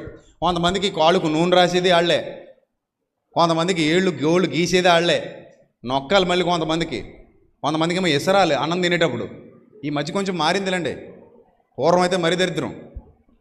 ఇవన్నీ చేసి అన్నీ అయిపోయింది. మళ్ళీ ఆర్డర్లు, మామూలుగా ఉండే ఆర్డర్లు, రెస్టారెంట్లో కూడా అలాగే ఎవరు ఆర్డర్లు. అన్ని ఆర్డర్లు వేసిన తర్వాత అన్నీ తెచ్చేసిన తర్వాత వీళ్ళందరూ శుభ్రం ముప్పొద్దులు తినేసి ముగ్గురు నలుగురు ఉంటారు. పడుకున్న తర్వాత మళ్ళీ అన్ని పనులు వీళ్ళే చేసుకోవాలి. అందుకే నేను అంటాను, ఇంట్లో ముందు లేచేది స్త్రీ, లేటుగా పడుకునేది స్త్రీ. అందరికంటే ముందు లేస్తుంది. అన్నిళ్ళలో కాదు సుమా, జొమాటోలు టమాటోలు కూడా ఉన్నారు. నేను వాళ్ళ గురించి చెప్పట్లేదు సుమా. నేను నా ప్రసంగానికి ఎవరు సెట్ అవుతున్నారో వాళ్ళు మాత్రమే తీసుకోండి. సెట్ అవ్వలేని వాళ్ళు అలా వదిలేయండి. ముట్టుకున్నారంటే చేతులు కొడతాం. ఇది మీకు సంబంధం లేదు. అంటే మీరు జొమాటోలు టమాటోలు ఈ టైప్ అయితే మీరు చేయకండి, మీరు తీసుకోకండి. కొంతమంది ఉంటారు మొగుడితో గిన్నెలు దోమించేస్తుంటారు, వీళ్ళు ఏం పనులు చేయరు. కొంతమంది మొగుడిని డ్యాన్స్ చేయించేస్తుంటారు, మామూలుగా ఉండదు. ఒక ఆయన నాతో డైరెక్ట్గా చెప్పాడు, కొడుతుందండి బాబు అని. నిజం, కొడుతుందండి బాబు అన్నాడు. కొడతావిడరా నాయన అన్నాను. గట్టికి కొడతండి బాబు, మీకు తెలియదండి బాబు అన్నాడు. గట్టి కొడద్దంట బాబు. అంటే ఆవిడది అప్పర్ హ్యాండ్ అనమాట. ఇంకెవడ ఏం చేయలేడు అక్కడ, ఇంకా భరించడమే మరి. సో కాబట్టి ఈ స్త్రీలు చాలా కష్టపడి పరిచర్య చేస్తారు, భోజనాలన్నీ వాళ్ళే రెడీ చేస్తారు. కానీ వాళ్ళు సమాజానికి పెద్దగా కనబడరు. ఎవరు కనబడతారు మరి? పురుషులు కనబడతారు. కానీ యేసు ప్రభు వారితో పాటు పరిచర్య చేసిన వాళ్ళలో కూడా ఎవరున్నారట? స్త్రీలు ఉన్నారు. అందులో యోహన్న, సూసన్న లాంటి గొప్ప గొప్ప స్త్రీమూర్తులు ఉన్నారు. ఈరోజు మన మినిస్ట్రీ వెనక కూడా అలాంటి స్త్రీమూర్తులు చాలామంది ఉన్నారు. నిజం చెప్తున్నాను నేను. ఇక్కడ మన మినిస్ట్రీ ఈరోజు ఈ 15 ఏళ్లలో ఈ స్థాయిలో నిలబడిందంటే 2010 నుండి ఇప్పటి వరకు కూడా ఎంతోమంది స్త్రీలు పురుషులు కలిసి కష్టపడ్డారు. వాళ్ళ కష్టార్జితం వల్లే ఈరోజు మనం ఇంత గొప్పగా నిలబడగలిగాం. నేను అదే కదా చెప్తాను, ఒక పల్లెటూరికి ఇన్ని వేల మందిని రప్పిస్తున్నాం మనం ఒక సెమినార్ పెట్టి. రాజమండ్రిలో పెట్టడం వేరు, రాజమండ్రిలో చేయడం వేరు. అక్కడి నుంచి ఇక్కడికి వచ్చినా కూడా కొన్ని వేల మంది ప్రతి సంవత్సరం ఇక్కడికి వచ్చి వాక్యం విని 6 రోజులు ఇక్కడే ఉండిపోయి వెళ్తున్నారంటే అది ఎంత గొప్ప విషయం. నేను ముందే ఊహించాను షెడ్ పెంచాలని, అందుకే షెడ్ పెంచాం. పెంచితే మొత్తం నిండిపోయింది. ఇప్పుడు అదే ఇది ఒక్కటే ఉంచుంటాం అయితే, ఆ పక్కన ఈ పక్కన షెడ్స్ పెంచి ఉండకపోయి అయితే చాలామంది ఎండలో కూర్చునేవారు కదా. పెంచి మంచి పనే చేసాం. కొన్ని ఇంకొక 2 సంవత్సరాలు పోతే ఇది కూడా సరిపోదేమో, ఈ పక్కన ఏమైనా ఇలా పొలాలు కలుపుకుంటూ పోవాలి మనం. ఎందుకంటే వాక్యం పట్ల ప్రజల్లో పెరుగుతున్నటువంటి ఆసక్తి, అది దేవుని పట్ల వాక్యం పట్ల జనంలో పెరుగుతున్న ఆసక్తి. అందుకే లేకపోతే ప్రతి ఆదివారం ఎక్కడెక్కడి నుంచో జనాలు ఇంత దూరం ఒక పల్లెటూరికి రావడం అంటే సామాన్యమైన సంగతి కాదు. వాళ్ళకి వాక్యం పట్ల ఉన్న ఆసక్తి వాళ్ళని నడిపిస్తుంది, వాక్యం పట్ల ఉన్న ప్రేమ వాళ్ళని తీసుకొస్తుంది. సరే, ఇప్పుడు మనం పాయింట్కి వచ్చేస్తే, యేసుక్రీస్తు ప్రభువారు చేసినటువంటి పరిచర్యలో వాళ్ళు ఇచ్చిన ధనం, అంటే నీతిమంతులు ఇచ్చిన ధనం ఎవరి దగ్గర ఉంటుందట? ఒక అనీతిమంతుడైన ఇస్కరియోతు యోధా దగ్గర ఉంటుంది. ఇతనేం చేస్తున్నాడంటే ఆ ధనాన్ని జాగ్రత్తగా నొక్కేస్తున్నాడు. సంచిలో వేయబడినది దొంగిలించుచు వచ్చెను అని వ్రాయబడింది. దొంగతనం చేసేవాడు. ఆ దొంగతనం చేస్తున్న సంగతి హృదయ రహస్యాలు ఎరిగిన యేసుక్రీస్తుకి తెలుసా తెలీదా? చెప్పండి, తెలుసా తెలీదా? తెలుసు. తెలిసినా కూడా ఒక్క మాట ఎప్పుడు అనలేదండి, ఒక్క మాట అనలేదు. అందుకే నేను ప్రేమ లేనివాడు పరలోకానికి అనర్హుడు పాటలో రాశాను. ద్రోహి అయిన యూదానే ఆయన కడవరకు విడువలేదు, చువాడని తెలిసి బయటకు నెట్టివేయలేదు, దొంగని తెలిసే ఉద్యోగం ఇచ్చాడురా, ధనము సంచి యూదా దగ్గరనే ఉంచాడురా, వెండి కొరకు తనను అమ్ముకోకూడదనేరా, చివరి వరకు వాడిని మార్చాలని చూశాడురా, ఇంత గొప్ప క్రీస్తు ప్రేమ కలిగి ఉన్నవాడే నిజ క్రైస్తవుడవుతాడురా. ఆ ప్రేమ పాటలో రాసినటువంటి లైన్స్ ఇవి. అప్పుడు ఇది పాట రాసే దాదాపు ఒక 10 ఏళ్ళు అవుద్దేమో, 10 ఏళ్ళు అవ్వదు, ఒక 8 ఏళ్ళు అవుద్ది, 8 ఏళ్ళు 7 ఏళ్ళు అవుతుంది, పైనే అవుతుంది. సర్వలోక న్యాయాధిపతులు అనుకుంటాను పాట ఇది రాసింది, ముల్లోక మహాయోధుడికి ముందు. సో అలాంటి భావజాలం యేసుక్రీస్తు ప్రభువారి భావజాలం. దీన్ని బట్టి మీరు చెప్పండి, ఇస్కరియోతు చేసిన తప్పుకి కారణం దేవుడా ఇస్కరియోతేనా? చెప్పండి, ఎవరు? ఇస్కరియోతే. ఇప్పుడు ఇంకా మనం సీరియస్గా లోతుకు ఆలోచన చేస్తే భవిష్యత్తు తెలుసు కాబట్టి ప్రవచనం రాయించాడు, చూశాడు కాబట్టి చెప్పేశాడు, ఇతను చెప్పినట్టే చేసుకుంటూ వెళ్ళిపోయాడు. ఆ విషయాన్ని మరలా అపోస్తలుల కార్యాల్లో స్పష్టం చేశాడు. రైట్. ఇప్పుడు ఇదే కాన్సెప్ట్లో మనం ఆలోచిస్తే భవిష్యత్తు ఎరిగిన దేవుడు ప్రవచనాలు చెప్తాడు తప్ప మనుషుల్ని ఎప్పుడు కూడా అలా చెయ్యమని బలవంత పెట్టడు. ఇప్పుడు మీ అందరి దగ్గరకు వస్తున్నాను, నిత్య జీవాన్ని అనుగ్రహిస్తానని మన అందరికీ దేవుడు ఏం చేసేసాడు? వాగ్దానం చేశాడు. ఇప్పుడు మీలో ఎవరినైనా నిత్య జీవ ప్రయాణంలో ఉండమని బలవంత పెడుతున్నాడా? అది చెప్పండి, నాకు చెప్పండి. బలవంత పెడితే మీరు దేవుని కోసం బతుకుతారా? మీ అంతటా మీకు పుట్టాలా? మీ మనసులో పుట్టాలా? దేవుడు మిమ్మల్ని పేక పట్టుకుని బలవంతంగా చర్చికి వస్తావా చేస్తావని తీసుకొచ్చి కూర్చోబెట్టాడు? అది చెప్పండి నాకు. ఎవరినైనా బలవంతంగా చర్చికి తీసుకొచ్చి కూర్చోబెట్టామా ఈరోజు? పెట్టలా. ఇప్పుడు ఇక్కడ ఇంతమంది ఉన్నారు, ఇందులో 90% నేను బాప్తిస్మాలు ఇచ్చిన వాళ్ళే ఉంటారు. నా చేతులతో నేను బాప్తిస్మాలు ఇచ్చిన వాళ్ళు ఈ 15 ఏళ్లలో.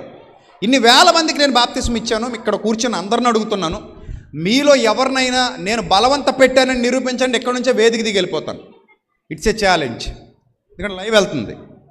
నన్ను మీరు బలవంత పెట్టి బాప్తిస్మ ఇచ్చారు, నన్ను బలవంత పెట్టి మీరు క్రీస్తు మార్గంలోనికి నడిపించారు, నాకు అసలు ఇష్టం లేదు అన్నవాళ్ళు ఎవరైనా ఉన్నారా ఇక్కడ? చెప్పండి, ఉన్నారా? ఎవరు లేరు, ఉండరు కూడా. ఎందుకంటే ఇది బలవంతంతో చేసేటువంటి సేవ కాదు. కొందరు ఉన్మాదంతో రగిలిపోయేవాళ్ళు, మత ఉన్మాదులు మన మీద నిందలేస్తుంటారు. ఏమనంటే వాళ్ళు బలవంత పెట్టి మతాలు మార్చేస్తున్నారు, ప్రలోభ పెట్టి మతాలు మార్చేస్తున్నారు. అందులో బలవంత పెట్టి అనేదాన్ని నేను అసలు అంగీకరించను. చాలా తప్పది, చాలా తప్పు. ఎందుకంటే ఎవ్వరూ బలవంతంగా ఏ పని చేయరు. ఈరోజు ఇంతమంది ఇక్కడికి వచ్చి కూర్చున్నారంటే కేవలం మీరు దేవుని యందు విశ్వాసం ఉంచి సత్యవాక్యం వినాలని, దేవునికి కృతజ్ఞత చెల్లించాలని అందరూ ఇక్కడికి వచ్చారు తప్ప ఇందులో ఎవరిని బలవంతం చేసింది లేదు. విశ్వాసం మనకి పుట్టాలి, ఆ ప్రేమ మనకి పుట్టాలి. ఇప్పుడు ఏసావుకి పుట్టాలి. ఏం పుట్టాలి? దేవుడు నాకు జ్యేష్ఠత్వాన్ని ఇచ్చాడు, దాన్ని నేను ఏం చేయాలి? కాపాడుకోవాలి. ఇదే కోణంలోకి మీరు కూడా వస్తారు. మీరు వస్తారని నేను ఎందుకు చెప్తున్నానంటే, ఇప్పుడు ఫస్ట్ ఆది కాండానికి మళ్ళీ వద్దాం. ఒకసారి హెబ్రీ పత్రికకి వెళదాం, ముగించుకుందాం. మధ్యాహ్నం నుండి చాలా విలువైన సందేశాన్ని చెప్పబోతున్నాను. అంటే ఇప్పుడు సమయం లేదు కదా అని నేను ఈ టాపిక్ తీసుకున్నాను. మధ్యాహ్నం నుంచి మరొక విలువైన సందేశంతో మనం ముగించుకోబోతున్నాం, కాబట్టి జాగ్రత్తగా వినండి. హెబ్రీ పత్రిక 12వ అధ్యాయము 16వ వచనం నుంచి జ్యేష్ఠత్వపు అమ్మేసిన ఏసావు గురించి రాయబడింది. కానీ అసలు ఇది ఎందుకు చెప్పాల్సి వచ్చిందో అని చూస్తే 15వ వచనం నుంచి చదివితే మనకు అర్థమవుతుంది. 15వ వచనం నుంచి చదివితే మనకు అర్థమవుతుంది. చదవండి. మీలో అంటే సంఘంలో, మీలో అంటే అర్థం ఏంటి? సంఘంలో ఎవరైనాను దేవుని కృపను పొందకుండా, అదేంటండి? కృప ఆల్రెడీ అనుగ్రహింపబడింది కదా, ఇంకా మళ్ళీ పొందకపోవడం ఏంది? ఇప్పుడు మీ అందరికీ దేవుని కృప అనుగ్రహింపబడిందా లేదా? అనుగ్రహింపబడింది. అయితే ఇక్కడ పాయింట్ ఏంటంటే, దేవుడు కృపను అనుగ్రహించేశాడు. నువ్వు ఖచ్చితంగా పరలోకానికి వెళ్తావు, వెళ్ళాలన్నది ఆయన కోరిక. వెళ్తావు అంతే, అందులో డౌట్ ఏమీ లేదు. నువ్వు ఎక్కడికి వెళ్తావు? పరలోకానికి వెళ్తావు. నేను తీసుకెళ్లాలని ఆయన రెడీగా ఉన్నాడు. నీకు నిత్యజీవం ఇవ్వాలని ఆయన వాగ్దానం చేసేసాడు. ఇప్పుడు ఇక్కడ పాయింట్ ఏంటంటే, నువ్వు ఖచ్చితంగా పరలోకానికి వెళ్తావు, అందులో ఎలాంటి డౌట్ లేదు. కానీ నేను వెళ్ళనని వద్దని నువ్వు వెళ్ళిపోతే ప్రాబ్లం ఎవరిది? నీదా దేవుడిదా? ప్రాబ్లం ఎవరిది ఇప్పుడు? అది ఆలోచిస్తావనే ఇక్కడ ఈ సంగతి రాయించాడు. ఏమంటున్నాడంటే, మీలో ఎవడైనాను దేవుని కృపను పొందకుండా తప్పిపోతాడేమో. అంత సెన్స్ లేకుండా లేం కదా మనం. మనకు తెలుసు మనం చేస్తున్నది మంచా చెడా, రైటా రాంగా, ఏ నిర్ణయం తీసుకున్నా మనకు తెలుసా తెలీదా? తెలుసు. ఒకవేళ మీలో ఎవడైనా తప్పిపోతాడేమో, సంఘాన్ని విడిచిపెడతాడేమో, సత్యాన్ని విడిచిపెడతాడేమో, దేవునికి దూరం అవుతాడేమో. ఒకవేళ అలాంటివి జరిగితే, అలా జరగాలంటే మీలో ఏం మొలవాలట? చేదైన వేరు మొలిచి మిమ్మల్ని కలవరపరచాలట.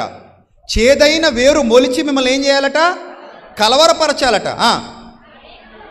అలా కలవరపరచటం వలన అనేకులు ఏమైపోతారట? అపవిత్రులైపోతారేమో అని. ఇంతకు భయపడింది ఎవరు? హెబ్రీ పత్రిక రాసినటువంటి గ్రంథకర్త. చిన్నోడేం కాదు, మహాజ్ఞాని. ఈ మహాజ్ఞాని భయపడుతున్నాడు. అరే మీరు తప్పిపోతారేమో, మీలో చేదైన వేరు మొలుస్తుందేమో. ఆకాశమందు పాటలో రాశాను కదా, ఆకాశమందు ఆసీనుడైన ఆ దేవదేవుని కరుణ నువ్వు పొందకుండా తప్పిపోదువేమో, చేదైన వేరు మొలిచినందున. శుద్ధమైన అంతరంగ స్వభావమును కోరునదే పరలోకపు తండ్రి యొక్క శిక్షణ. పరిశుద్ధత లేకుండా ప్రభుని చూడలేమన్నది మారిపోదు నిత్యమైన నిబంధన. ఆకాశమందు ఆసీనుడైన ఆ దేవదేవుని కరుణ నువ్వు పొందకుండా తప్పిపోదువేమో, చేదైన వేరు మొలిచినందున. ఆ చేదైన వేరు ఒకవేళ మనలో మొలిస్తే మీరు కలవరపడిపోతారట. అలా చేదైన వేరు మొలిచి కలవరపరుచుట వలన అనేకులు క్రీస్తుని విడిచి ఏమైపోతారంటున్నాడు? చెప్పండి, ఏమైపోతారంటున్నాడు? అపవిత్రులైపోతారు. ఇప్పుడు తప్పు క్రీస్తుదా మీదా? మీరు చెప్పాలి నాకు. తప్పు ఎవరిది? తప్పిపోతే తప్పు మందా క్రీస్తుదా? ఎవరిది? చెప్పండి, ఎవరిది? మందండి. ఆ తర్వాత చదవండి. ఒక పూట కూటి కొరకు. దేని కొరకు? ఒక పూట కూటి కొరకు తన జ్యేష్ఠత్వపు హక్కును అమ్మివేసిన యాషావు వంటి భ్రష్టుడైనను వ్యభిచారి అయినను ముండునేమో అని ఇంక నా తప్పేమి లేదు నాయనా, ఇవ్వాల్సింది మీ చేతికి ఇచ్చేశాను, ఇంక జాగ్రత్తగా చూసుకోవడం మీ బాధ్యత. నాకైనా మీకైనా, నేనైనా మీరైనా, నేనేం పరలోకం నుంచి దిగిరాలా, నేనైనా మీరైనా చెడిపోకుండా పడిపోకుండా జాగ్రత్తగా చూసుకోవాల్సిన బాధ్యత ఎవరిది? మంది. ఇప్పుడు నేను పాయింట్ చెప్తాను మీకు. సేవకుడిగా నాకు కొన్ని అడ్వాంటేజెస్ ఉంటాయి. ఏంటో తెలిసే అడ్వాంటేజెస్ నాకున్న నా లక్కీ ఏంటో చెప్తున్నాను చూడండి. నేను ఎక్కువ సమయం దేంతో గడపాలి? తప్పదు. ఇంకా ఎందుకు తప్పదో? మీకు తప్పుద్దేమో కానీ నాకు ఏమవుదో తప్పదు. ఎందుకు తప్పదు? ఎందుకు తప్పదు? బోధకుడు కాబట్టి తప్పదు. ఎవరు? బోధకుడు కాబట్టి ఏమవుదో తప్పదు. అంటే ఇప్పుడు బోధించేవాడు ఖచ్చితంగా బైబిల్ ఏం చేస్తుండాలి? చదవాలి, ధ్యానించాలి, రాసుకోవాలి. కాబట్టి ఎక్కువ సమయం దేంతో గడపాల్సి ఉంటుంది? బైబిల్తో, ప్రార్థనతో సమయం గడపాల్సి ఉంటుంది. కాబట్టి మీకంటే నాకున్న స్పెషల్ అడ్వాంటేజ్ ఏంటంటే నాకు కొంత ఎక్కువ వాక్యం ఎలా ఉంటుంది? దగ్గరకు ఉంటుంది. ఆ వాక్యం నాలోకి వెళ్తేనే మీలోకి వస్తుంది. నాలో ఎక్కువ ఉంటేనే మీలోనికి రావడానికి అవకాశం ఉంటుంది. అందుకే వాని హృదయములో నుండి జీవజల నదులు పారును, ప్రవహించును అన్నాడు. సో ఇప్పుడు వాక్యం చెప్పేవాడికి ఒక అడ్వాంటేజ్ ఉంది, అలాగే వాక్యం ఎక్కువ వినేవాడికి కూడా ఒక అడ్వాంటేజ్ ఉంటుంది. నాకంటే ఎక్కువ ఉంటుంది. ఎందుకో చెప్పనా? నేను ఒక ప్రసంగం చేసి ఇంటికి వెళ్ళి పడుకుంటా. మీరు ఆ ప్రసంగాలు రోజుకి 2, 3, 4 వినే ఛాన్స్ ఉంటుంది కొంతమందికి. కొంతమంది పని చేసుకుని కూడా ఆ వాట్సాప్ గ్రూపుల్లో వచ్చే ఆడియోలు చెవుల్లో పెట్టుకో వింటూ ఉంటారు. చాలామంది అక్కచెల్లెమ్మలు విదేశాల నుంచి కూడా ఫోన్ చేస్తుంటారు, అన్నా మేము వాక్యం పని చేసుకుంటూ కూడా వినేస్తాం. విదేశాల్లో పనికి వెళ్ళిన వాళ్ళు చెప్తుంటారు, పని చేసుకుంటూ కూడా వినేస్తుంటారు వాళ్ళు. సో ఎక్కువ వాక్యంతో సమయం గడిపేవాడు తప్పిపోయే అవకాశాలు తక్కువ ఉంటాయి. అర్థమైందా? ఈ భ్రష్టుడైపోతాడేమో అని జాగ్రత్తగా చూసుకో అంటే తాళాలు ఎవరి చేతిలో పెట్టేశాడు? ఇల్లు జాగ్రత్తగా చూసుకో, తాళం ఇదిగో. ఇల్లు నీదే, జాగ్రత్తగా చూసుకో, తాళం ఇదిగో. బీరువా నీదే, జాగ్రత్తగా చూసుకో, తాళం ఇదిగో. పర్సు నీదే, జాగ్రత్తగా చూసుకో, జేబులో దాచుకో. అలాగే రక్షణ నీది, ఎవ్వడూ నీ దగ్గర నుంచి తీసేయలేడు. చివరికి సాతాను కూడా తీసేయలేడు నువ్వు అనుమతించేంత వరకు. గుర్తుపెట్టేసుకో, ఎవ్వరూ లాక్కొని పోలేరు రక్షణ. నువ్వు రక్షణ పొందేసావు, రక్షణలో ఉన్నావు. ఓడలో నుండి నువ్వు దూకేస్తే తప్ప నిన్నైతే ఎవడు ఓడలో నుంచి తోసేయడు. అర్థమైందా? అందుకే అన్నాడు, అంతము వరకు సహించువాడు ఎవడో వాడే రక్షణ పొందుతాడు అని. కాబట్టి మీకు అర్థమైంది కదా పాయింట్.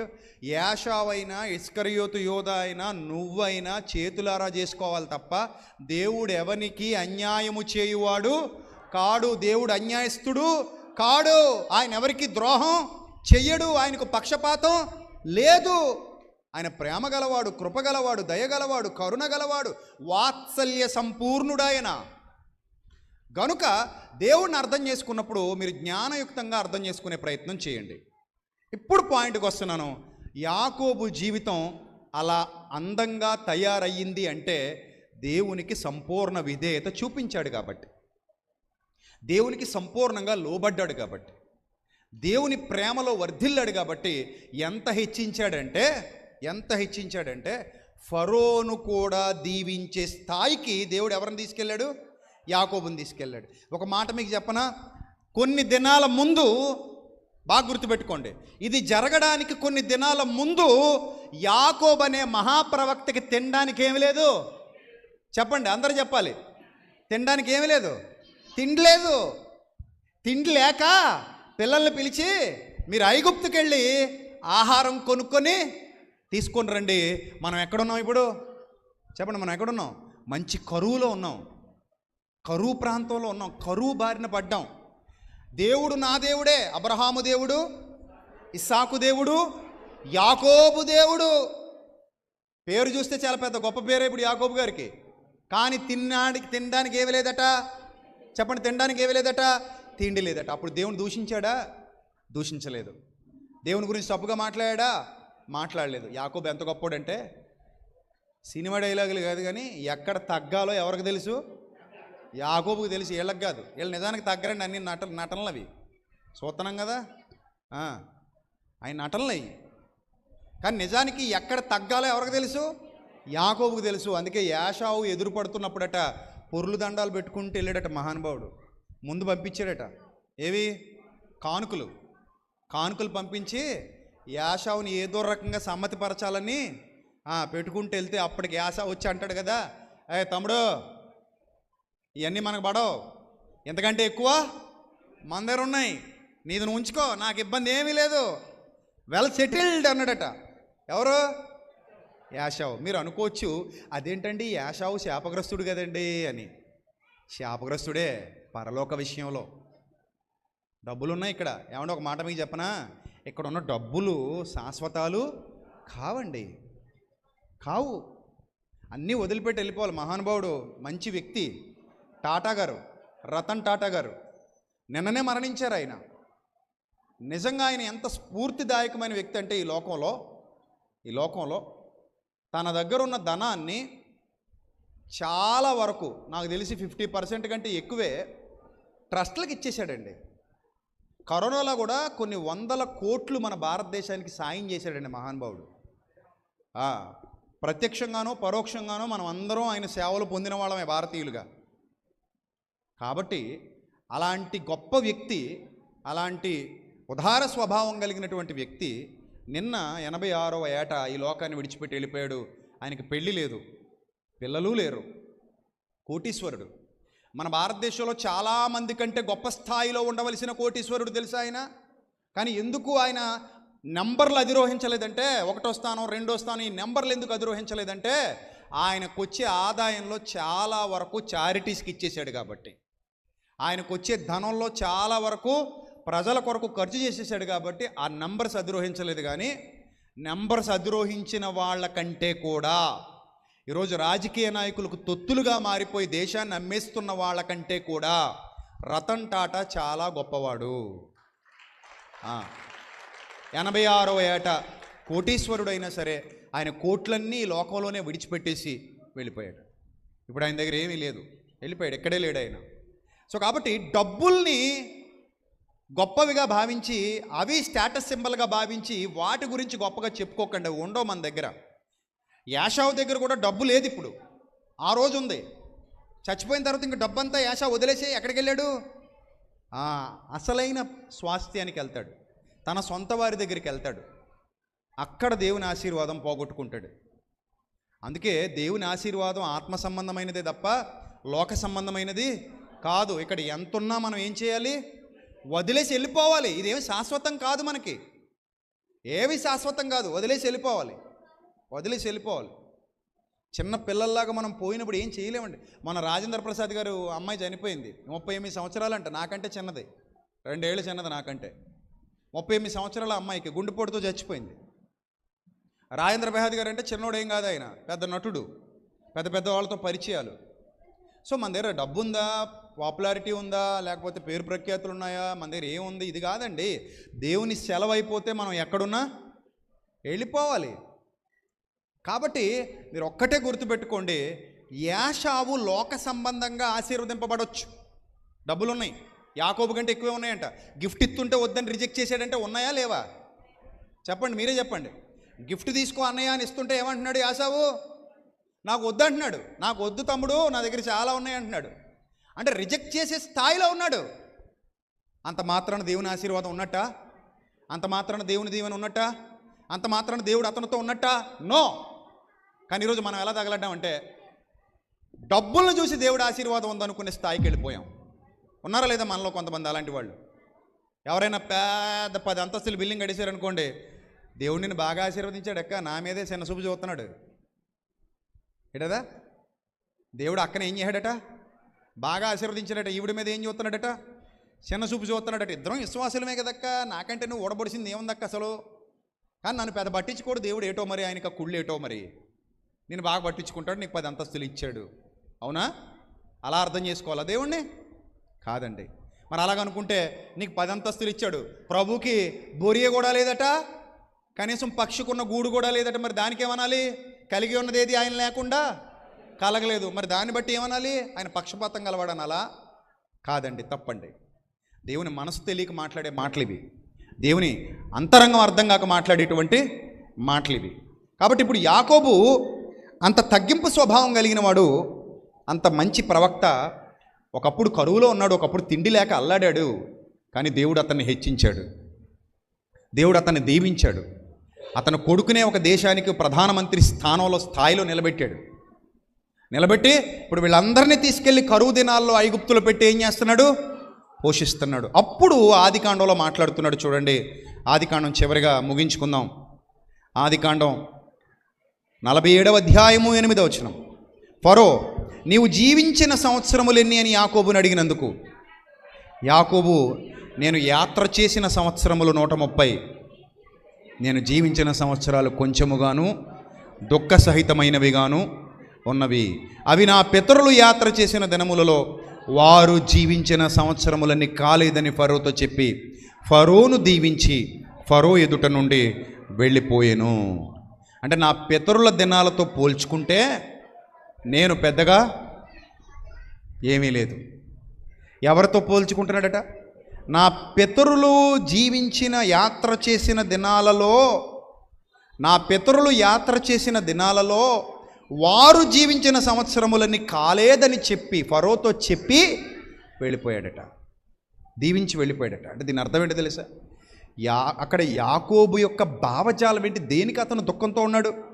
దేనికి అతను బాధపడుతున్నాడు? దుఃఖ సహితముగా ఉన్నాయని ఎందుకు చెప్తున్నాడు?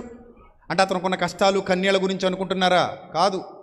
అతనుకున్న శ్రమలు శోధనల గురించి అనుకుంటున్నారా? కాదు.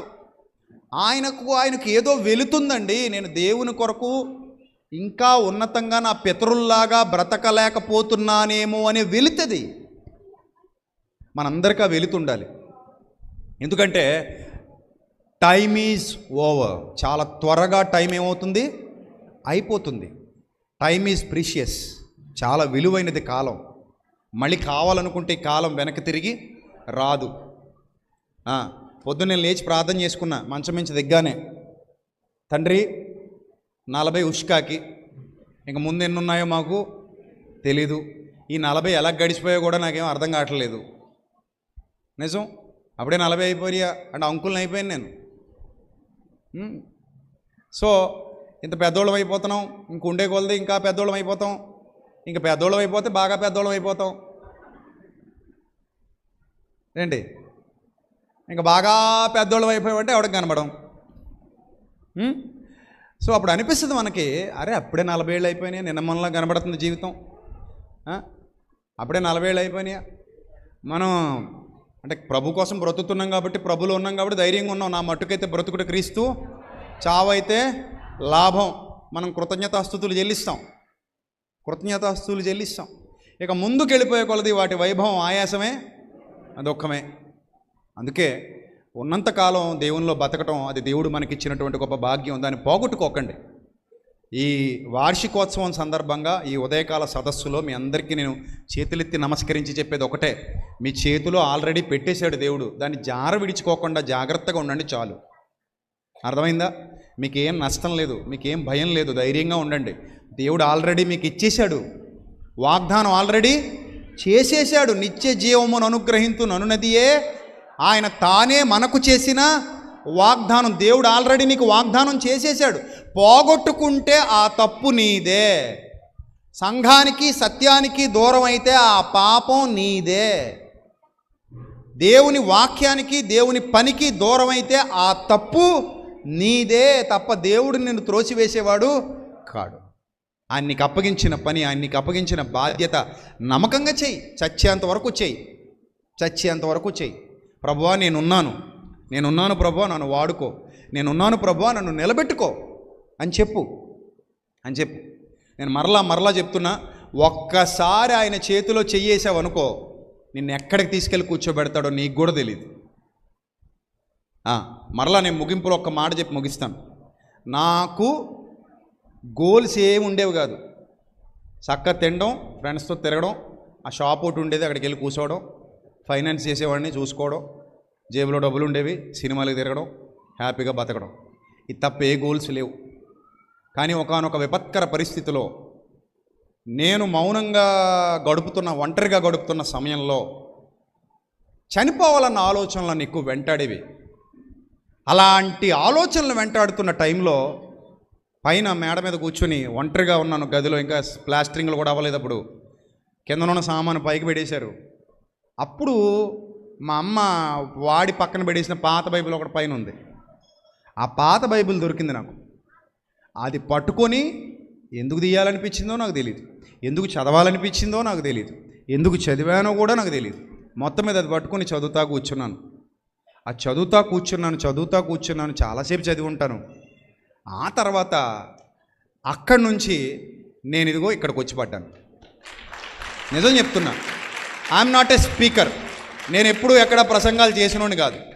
పాటలు అలవాటు ఉంది, చిన్నప్పటి నుంచి పాటలు పాడేవాడిని. కానీ రాములూరు గుడి దగ్గర అది పాటలు పాడటం అలవాటు ఉంది, కానీ స్కూల్లో అది పాటలు పాడటం అలవాటు ఉంది, కానీ కాలేజీలో పాటలు పాడటం అలవాటు ఉంది. కానీ నాకు ప్రసంగాలు చేయడం ఎప్పుడు అలవాట్లేదు.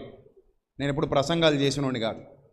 కానీ ఆ టైంలో నేను నిర్ణయం తీసుకున్నాను, అసలు నేను కూడా దేవుని పని చేస్తే బాగుంటుంది కదా, నేను కూడా వాక్యం చెప్పగలనా, అసలు నేను చెప్తే ఎవడైనా వింటాడా అనే ఆలోచనల్లో నుండి పుట్టినటువంటి చిన్ని పరిచర్య శాంతి ఎలక్ట్రానిక్స్ అని షాప్ పేరు. ఇప్పుడు ఆ షాపే లేదులండి, ఉంది కానీ అది లేదు, ఆ షాప్ లేదు. ఆ కాంప్లెక్స్లో అక్కడ కూర్చొని చిన్న బైబిల్ పెట్టుకుని చదువుకుంటూ కూర్చునేవాడిని. చిన్న బైబిల్ ఇంతే ఉంటుంది, ఇప్పటికి ఉంది నా దగ్గర. అది 15 ఏళ్ళు అయిపోతున్న బైబిల్ అలాగే ఉంది. సో ఆ చిన్న బైబిల్ పెట్టు కూర్చుని అందులోనే చదువుకుంటూ ఉండేవాడిని. ఓన్లీ కొత్త నిబంధన అలా చదువుకుని ఆ చిన్న మనసులో పడిన చిన్న ఆలోచన ఈరోజు తెలుగు క్రైస్తవ్యంలో మనం తెలియని వాళ్ళు ఉంటే అరాకొరా ఉంటారేమో, అంతమంది దాకా దేవుడు మనల్ని తీసుకుని వెళ్ళాడు. దేవుని నామానికి మహిమ కలుగునుగా. ఈ చిన్న పల్లెటూరు నుంచి అంతవరకు దేవుడు నడిపించాడంటే అది దేవుని యొక్క మహాకృపగా నేను భావిస్తాను. అది నా గొప్పతనం కాదు, నా ఔన్నత్యం కాదు, ఆ దేవుడు నాకు ఇచ్చినటువంటి గొప్ప వరం. ఆ వరాన్ని పొందుకున్నవాడుగా నేను ధన్యుణ్ణి. నాతో పాటుగా ఈ ప్రయాణంలో ఉన్న మీరు ధన్యులు. ఈరోజు ఇన్ని వేల మంది ఈ సత్యవాక్యాన్ని విని బలపడుతున్నారంటే అది నా ఒక్కడి కృషి కాదు, నా ఒక్కడి సామర్థ్యం కాదు. నన్ను బలపరుచు వాని యందే నేను సమస్తము చేయగలను. కాబట్టి నా కొరకు ప్రార్థించేవారికి, నన్ను ప్రేమించేవారికి, నన్ను ద్వేషించేవారికి కూడా నా నిండు వందనాలు. ఎందుకంటే మీరు లేకపోతే నేను లేను. మీరు అందరూ ఉండాలి. నన్ను ద్వేషించేవారు నాకు ముఖ్యం. ఒక ఆయన అంటాడు, బుక్లో రాశాడు, శత్రువు లేకపోతేనట డబ్బులు ఇచ్చి మరీ శత్రువుని పెట్టుకోమంటాడు. తెలుసా మీకు? షేక్స్పియర్ అనుకుంటారు. శత్రువు లేకపోతేనట డబ్బులు ఇచ్చి మరీ ఏం చేయాలట, శత్రువులను పెట్టుకో అంటాడు. ఎందుకో తెలుసా? నీ తప్పులు ఏమైనా ఉంటే వాళ్ళు బాగా చెప్తారు, నీ మీద ద్వేషం ఏమైనా ఉంటే వాళ్ళు కక్కుతుంటారు, నువ్వు ఒప్పు చేసినా వాళ్ళు కొన్ని సందర్భాల్లో వ్యతిరేకిస్తుంటారు. అవన్నీ చూస్తూ వాళ్ళని అలా పెట్టుకొని, వాళ్ళని అలా వేగుల్లాగా పెట్టుకొని నువ్వు సరిదిద్దుకుంటే సరిదిద్దుకోవచ్చు, లేదా యుద్ధం చేస్తే యుద్ధం చేయొచ్చు, ఎదగాలంటే ఎదగొచ్చు, ఏమైనా చేయొచ్చు.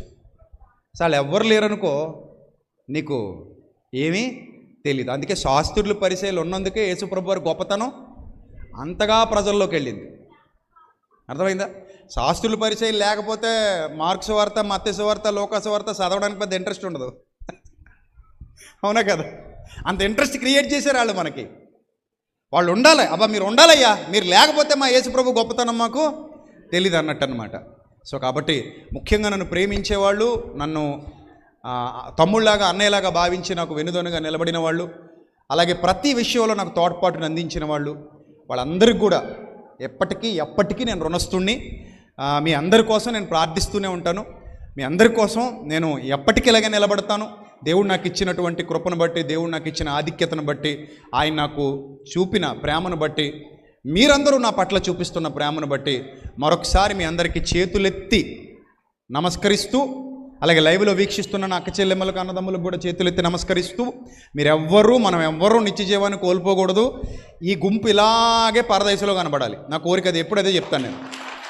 ఈ గుంపు ఇలాగే ఎక్కడ కనబడాలి చెప్పండి. ఇక్కడ ఉన్నవాళ్ళు వేదిక మీద నుండి కింద వరకు ఈ గుంపు ఇలాగే ఎక్కడ కనబడాలి? పరదేశంలో కనబడాలి. ప్రభు రాకడ వచ్చేస్తే అందరూ ఒకేసారి ఎక్కడికి పోవాలి? నిత్య జీవానికి పోవాలి. కాబట్టి అలాంటి స్థిరమైన యోధులుగా, క్రీస్తు సైనికులుగా, ధీరులుగా, విశ్వాసమందు భాగ్యవంతులుగా, స్థిరులుగా, కదలని వారుగా, ప్రభు కార్యాభివృద్ధిని ఎప్పటికీ ఆసక్తి పరులుగా మీరు అందరూ ఉండాలని మనస్ఫూర్తిగా కోరుకుంటూ ఈ ఉదయకాలపు సెషన్ ముగిస్తున్నాను.